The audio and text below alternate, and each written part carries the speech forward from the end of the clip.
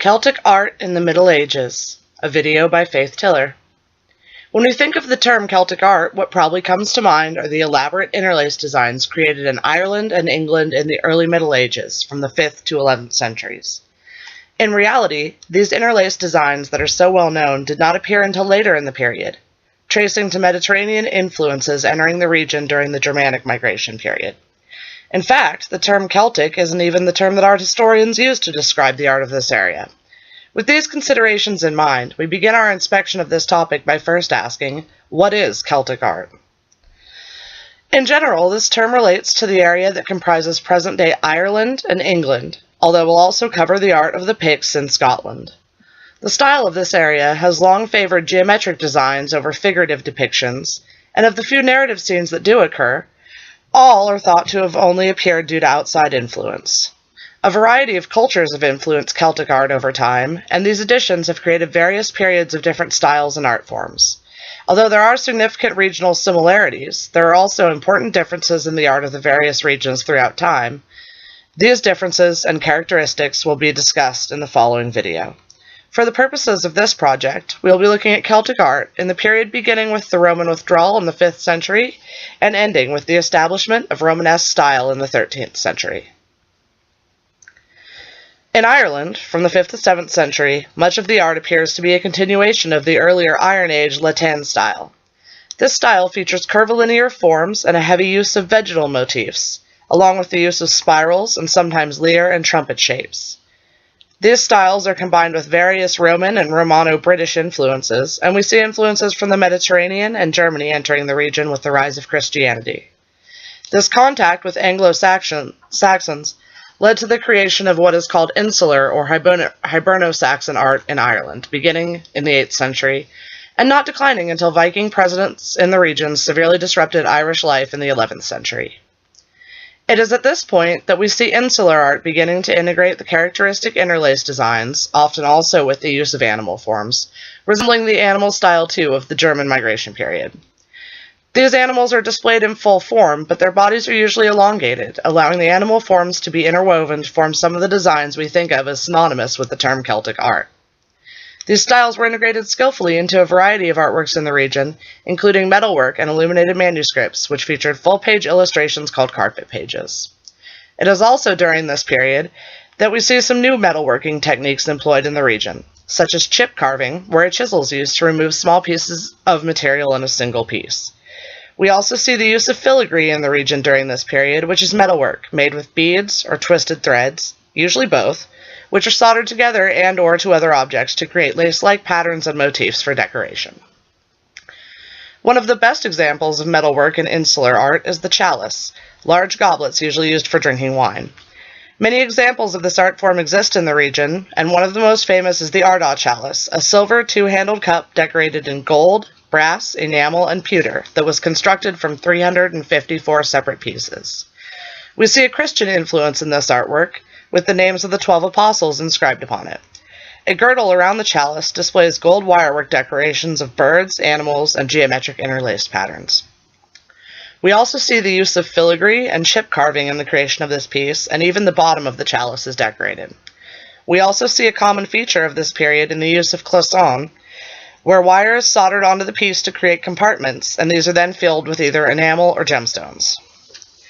More evidence of the impressive metalwork in this period is shown in the penannular brooches, some of which were elaborately decorated with various designs and were almost certainly a status symbol in later years. These brooches consist of a ring, which in this case is not a full circle, and a pick, which were used to hold clothing items together. One of the best examples of this form of artwork is the Tara brooch, which was supposedly found around 1850 on a beach about 30 miles north of Dublin. Although it is called the Tara brooch, this is a name that was made up later to tie it to the High Kings and not characteristic of where it was actually found. The brooch is made up of gold, silver, copper, amber, and glass, and once again displays the filigree technique we see used frequently in this period. Although it uses precious metals, it only displays semi-precious stones. Because it contains neither Christian nor pagan motifs, it is almost certain this brooch was made for a wealthy patron, probably a man. The most well-known form of insular art is probably the illuminated manuscript. These are volumes that contain full-page illustrations known as carpet pages. The majority of these volumes were gospel books found in the various monasteries in the region. In addition to the carpet pages, many of these volumes had ornate covers, some set with precious gems, gold, and other precious metals. Considered by many as the height of the illuminated manuscript form is the Book of Kells, which was probably created by the monks at Iona in Scotland in the late 8th or early 9th century. At the beginning of the Gospel of St. Matthew in this book, the letters of Christ in Greek, XPI, take up almost the entire page. These letters are adorned with patterns that resemble the intricate metalwork of the era, and figures of animals and winged angels also adorn the page. The Book of Kells contained a much larger number of full-page illuminations than any other manuscript of the period, including not only embellished lettering, but scenes from the New Testament and evangelist symbols. Many other illuminated manuscripts came from this region, and married Christian art with interlace and animal styles already present. Other examples include the Lindisfarne Gospels from Northumbria, Britain, and the Book of Durrow, possibly from Iona, Scotland. The artistic style of these illuminated manuscripts had considerable impact on art throughout the Carolingian, Romanesque, and Gothic styles. As the production of the illuminated manuscript declined around the 11th century, we begin to see the rise of sculpture in the area. The best known form of this sculpture are the high crosses that are found in various areas in Ireland and northern England. These crosses are carved of stone and can stand over 20 feet high.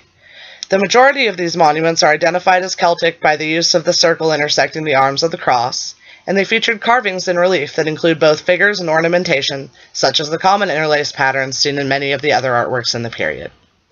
An excellent example, and one of the larger ones, is the High Cross of Merodach in Monasterboice, Ireland.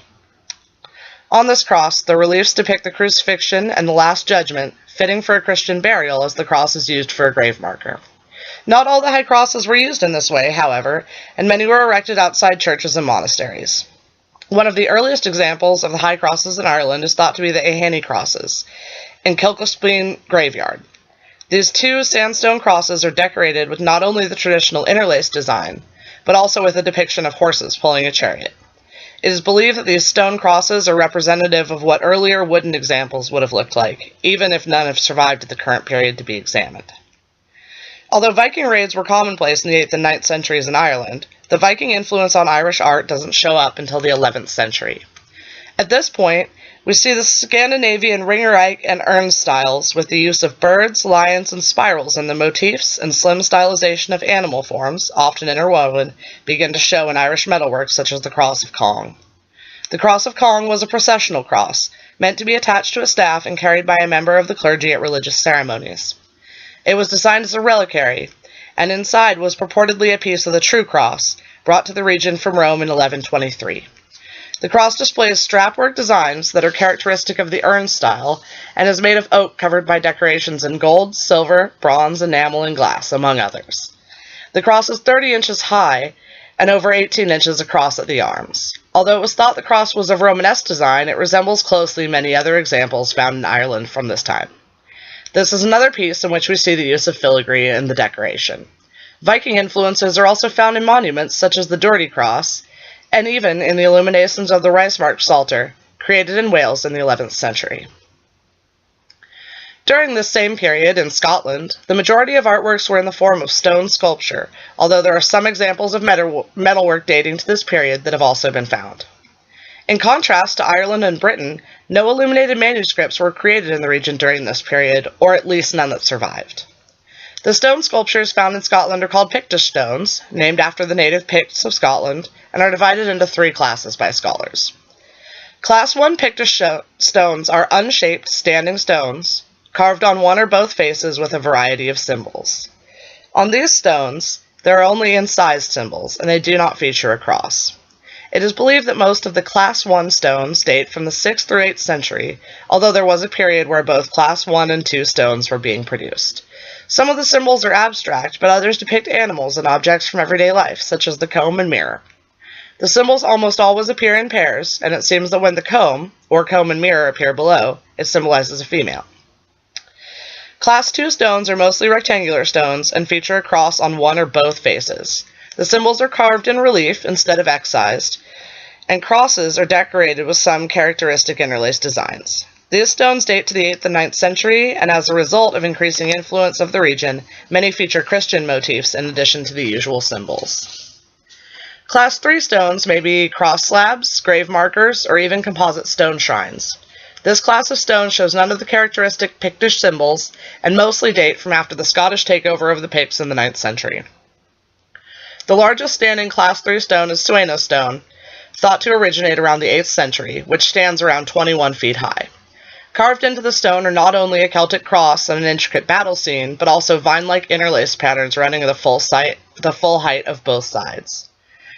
Examples of both Class 1 and Class 2 stones can be found together, such as at Aberlemno in Angus, Scotland.